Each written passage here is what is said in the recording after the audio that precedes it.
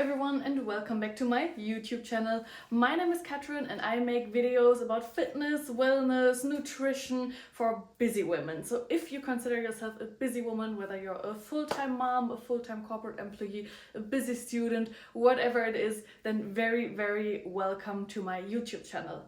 Actually, today this topic is about something that concerns, I assume, quite a lot of women here in this community. And it is something that I have been through myself for years and years, and it is crash dieting or yo-yo dieting and weight loss, weight gain, weight loss, weight gain, and so on. And since I've been through it myself, I wanted to give you some advice on how to finally get out of this vicious cycle. I think in total I'm going to give you 5 tips, like my 5 most important tips on how to get out of this. But first of all, maybe like very shortly about my own background. So as far as I can think back in my life, I had always been the chubby girl. I have never been naturally skinny. I was never the one who could eat whatever she wanted. I always felt like I already gained 2 kilograms from only looking at a pizza, and I'm sure quite some of you can relate.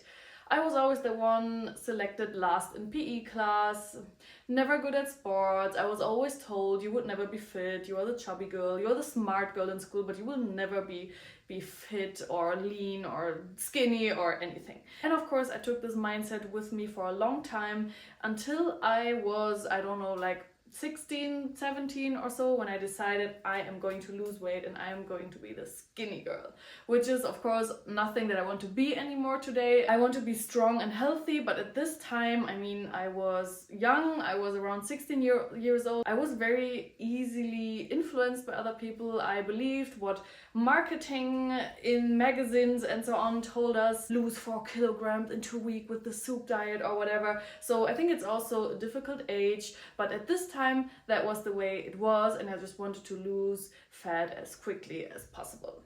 So I started with my first crash diet. As I told you, I believed what marketing told me. I believed women have to do tons of cardio, women have to eat low carb, soup diets, whatever diets there were. I tried quite a few of them and I was successful in the beginning. I did lose some weight because I ate incredibly few calories, and this is already a problem. And this is also my first advice: crash diets, extreme diets where you eat like 600 calories or so, never ever work. The problem is here that you eat so few calories that your metabolism will adapt to this low amount of calories at some point. This is just due to the way that our human metabolism works. We, as modern humans, we still live with the metabolisms of the very ancient humans who were used to, or who had to be used to, a period, like a longer period of hunger. People had to hunt their food, right? And sometimes they were more successful and sometimes they were less successful, and they had to go through a few days of starvation. And this is why our metabolisms are able to adapt to a low amount of calories. When you eat super few calories, your metabolism, your body, thinks you are going through a phase of starvation that you didn't choose yourself. So your body doesn't know that you are voluntarily starving yourself right now.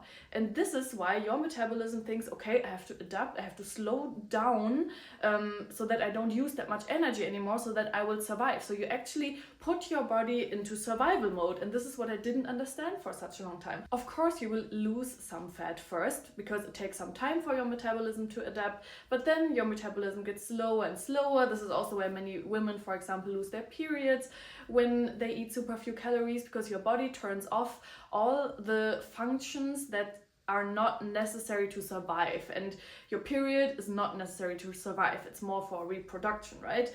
But not for survival. So your body focuses on your heart and your brain and so on, while of course you will lose some fat, and then at some point you will be so hungry and your body just screams for more that you will just start eating normally again. And I'm not even saying you are starting to eat a massive amount of food every day. No, you might just eat your normal calories again, but the problem is now that your metabolism had already adapted to a lower amount of calories. So the calories that used to be your maintenance calories are now a surplus to you because your metabolism is not used to it anymore. And this is what leads to this crash dieting cycle. So you will regain all the weight and maybe even more, because your body now also wants to store fat desperately, because it just wants to prepare for the next phase of starvation that might come. And this is the biological background of yo-yo dieting. By the way, I'm not a certified nutritionist or so, I'm a certified personal trainer. So, and I'm also not a doctor or anything, but this is just what I learned from my trainer license, from educating myself. But please, like, if you have any health issues also, always consult with your doctor. I am just giving you my advice from my experience and what I've educated myself on. This just as a small disclaimer in between. But yeah, this is where crash dieting comes from, and then it leads to a cycle, right? Because then you will be frustrated again because you regain all the weight, maybe even more, and then you are tempted to start your next crash dieting cycle. So you eat less again, your metabolism will adapt again, and then the same happens again. You will starve, you will eat more again, you will be frustrated again because you gain weight again. And this cycle has been a fixed part of my life for years. I would say probably for at least 10, 12 years in my life. It actually accompanied me through my whole studies until I finished my master's, until I started working here in Munich. And then in the beginning of 2022, I told myself, this has to stop. This is not healthy. This is neither good for my physical health. This is nor good for my mental health. So this has to stop. So there is a way out of this crash dieting cycle.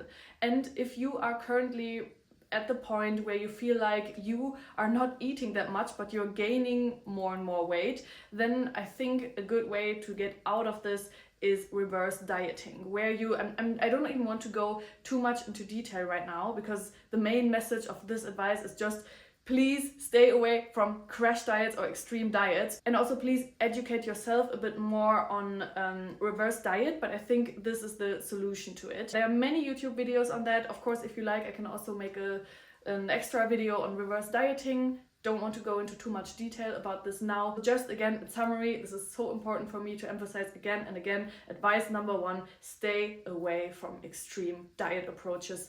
Extremes never lead to long-term success, never. And I think this is not only for fitness, but for any part in life, right? Extremes are not good. Stay away from them. So to continue with my personal journey, that will also lead to advice number two. I decided for myself, this is over now, this has to stop. I educated myself on how to get out of this crash dieting cycle, applied reverse dieting myself, and started exercising.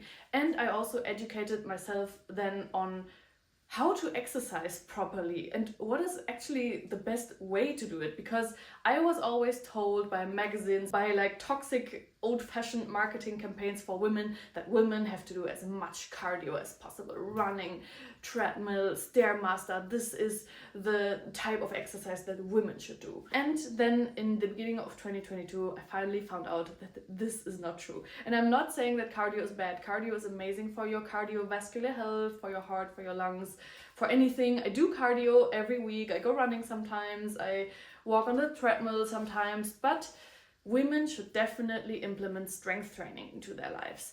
And you know what the amazing thing about strength training is, and the big difference to cardio? So when you do cardio, your metabolism, again, like your heart, your lungs, and so on, become more effective. So if you always run 5 kilometers, over time you will burn less calories by running these 5 kilometers, because your lungs and your heart notice, okay, I have to become more efficient so that it gets easier for me to run those 5 kilometers. So your heart rate will slow down. This is also why people who are very used to like running marathons or so, they have a super low resting cardio rate, because their heart has become so efficient. So yeah, your heart rate slows down. You just don't need that much energy anymore to run this distance. This is what happens with cardio. So you burn less and less calories over time. And exactly the opposite happens when you do strength training, because when you do strength training and build some muscle mass. So muscle mass is not as important for your body as fat. Your body always tries to store as much fat as possible for these like phases of starvation that we had to go through thousands of years ago. But your muscle mass is actually just extra burden for your body that requires a lot of energy. It requires your body a lot of energy to maintain this muscle mass. That means that the more muscle mass you have, the higher your basal metabolic rate gets. So that means the more calories you actually burn by doing nothing. Someone with a lot of muscle mass burns many more calories by doing nothing than someone who doesn't have that much muscle mass. So your basal metabolic rate is the amount of calories that you burn by resting. Because even if you're not exercising, you burn some calories every single day. For example, to maintain your muscle mass, to keep your heart beating, your brain functioning, your other organs functioning, and so on. And this gets higher the more muscle mass you have. So it is definitely worth it, my gym girls here, to lift heavy and build some muscle mass. So this is also what I did. I started implementing strength training into my life. And these two important things, no extreme diet approaches anymore and implementing strength training into my life instead of running and running and running every day, has already led to so much progress for me that I finally got out of this crash dieting cycle. As a third point, of course, also nutrition is important. As I already said, stay away from extreme soup diets or something like this. Your body needs the 3 macronutrients: carbs, proteins, and fats. Especially proteins are of course important for maintaining your muscle mass and building more muscle mass, because muscle mass actually consists of protein, but so much more of your body actually consists of protein. For example, your hair. So your hair will also get better if you eat a lot of protein. So this is important. I eat around like 1.5 to 2 grams of protein per kilogram body weight every day. And then also carbs are super important. This is also really, really wrong. Women were told for so long that carbs are bad, carbs make you fat. No, carbs are amazing, especially like healthy carbs like brown rice, whole wheat bread, and so on. Potatoes are super, super important and are an easily accessible source of energy for your body. So please eat carbs, don't cut them out of your life. They're important, they give you energy. And then also healthy fats like avocado, nuts, seeds, and so on are super important for your body. So please always make sure to eat carbs, proteins, and fats. So what I just want to tell you is that in long term you will be much more successful and happy and feel full if you eat balanced diet and not doing like any crazy shake or soup diets or so. Of course, in the end it's more or less math, right? If you eat your maintenance calories long term, your weight will more or less stay the same. If you eat in a deficit, you will lose weight. If you eat in a surplus, you will gain weight. So if you want to roughly find out what you need, you could, for example, use like an online calculator. So of course we can't eat thousands and thousands of calories every day just because they consist of carbs, proteins, and fats. But for me, a balanced approach is very important. I try to eat healthy in around like 80% of the time, but also eat whatever I want in 20% of the time. And if there are some days where I eat in a surplus, it is absolutely fine for me. I don't stress about this anymore, and I want to eat the foods that I enjoy, and I want to eat chocolate from time to time, or cake, or have drinks with my friends or so. This is what makes life enjoyable, right? Food shouldn't be punishment for you. Food should be fuel for you. And if you eat in a surplus, then just use it for your next workout the next day and lift heavier. So we really need to change our mindset around food and nutrition. Food is not our enemy. Food is amazing and it is fuel for our bodies. And my last 2 advices are more around mindset. So as I already said, your mindset around food is important, your mindset around workout is important. And in general, what also led to a lot of frustration in my life is that I didn't really see progress long term. I always trained to look good in summer, fit into a certain dress, look good on a certain event or so. So I always had these short-term goals. And then after this event or so, after summer was over, my motivation just went from 100 to 0. And I just stopped working out and said, okay, I'll just start again next spring. And this is the complete wrong mindset around fitness and nutrition. Nowadays, I know that I'm training to live a long, healthy life, to be there for my loved ones as long as possible, to be able to travel, to be able to walk when I'm older, to simply enjoy my life in a healthy way, in a balanced way. And taking breaks is okay, guys. Only because you maybe traveled for 1 or 2 weeks, you don't lose your whole progress. You shouldn't throw your whole fitness journey away because of a short break of like a few weeks, or you were sick or so, and then get super frustrated because you couldn't stick to your workout routine. This is okay. This is life. Life happens, and sometimes you need to take breaks. It is okay to take breaks, and then after this break is over, when you're healthy again, when you come back from your traveling, you just start where you had stopped. That's no problem at all. Your fitness journey is a lifelong project and not a short-term thing to look good in summer or in a certain bikini or dress or so. This is absolute nonsense, and this took me a lot of time to understand, but I really encourage you to work on your mindset around fitness. Because again, this is an extreme approach to only work out for your physical goals or to look a certain way, and this will never ever be sustainable in long term. I'm not saying that it's bad to have physical goals. It's absolutely fine to have a way that you want to look like, but really try to see it more in long term and don't only work out for summer 2025. This is absolutely not worth it, and I can tell you already, life happens. The next break that you will have to take will come for sure, and this is absolutely fine, and you just need to see this progress long term and see your fitness journey as a long term project. And then also the last point is more around mindset as well. So what I've realized over time is that small habits actually make the biggest difference in long term. It is not the extreme diets that lead to success. It is not running kilometers and kilometers and kilometers every week that leads to success or starving yourself.